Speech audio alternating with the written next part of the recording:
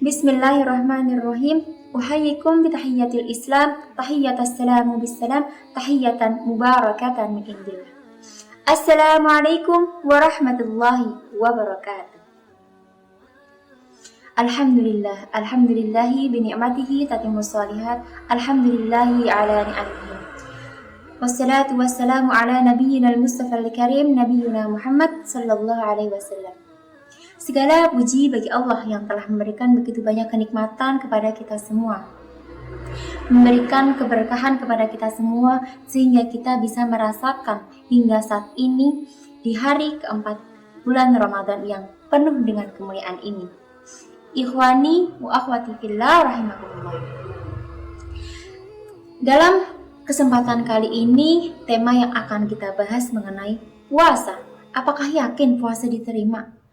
Nah, kita tilik kembali dengan sabda Nabi Muhammad SAW yang berbunyi, Rubba sha'imin futtahu min syamhil ju' wal 'atas. Artinya apa? Betapa banyak orang-orang yang berpuasa, namun dia tidak mendapatkan hikmah puasanya, melainkan hanyalah dahaga dan laparnya saja. Orang-orang yang termasuk dalam golongan itu termasuk orang yang merugi. Mengapa demikian? Karena dia udah bangun pagi-pagi untuk sahur, kemudian menahan lapar, menahan hausnya hingga matahari terbenam, namun dia tidak mendapatkan faedahnya. Hal ini mengapa bisa terjadi? Karena dia tidak meninggalkan hal-hal yang buruk. Dia tetap melakukan perbuatan maksiat. Apa sih contohnya? Banyak nih kita merasa udah puasa, tapi pas saat puasa kita suka gosipin orang gitu. Padahal Allah Subhanahu wa Ta'ala melarang kita untuk melakukan perbuatan itu. Di dalam surah Al-Hujurat ayat 12, Allah Subhanahu wa Ta'ala berfirman yang berbunyi, A'udzu billahi minasyaitonir rajim.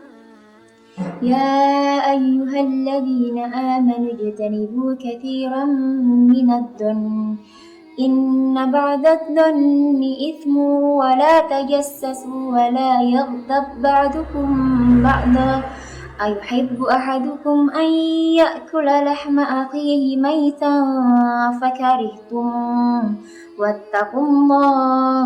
wattaqullaha innallaha tawwabur rahim. Allahumma arhamna bil Quran, yang artinya, wahai orang-orang yang beriman. Kita ngaku nggak nih beriman kepada Allah?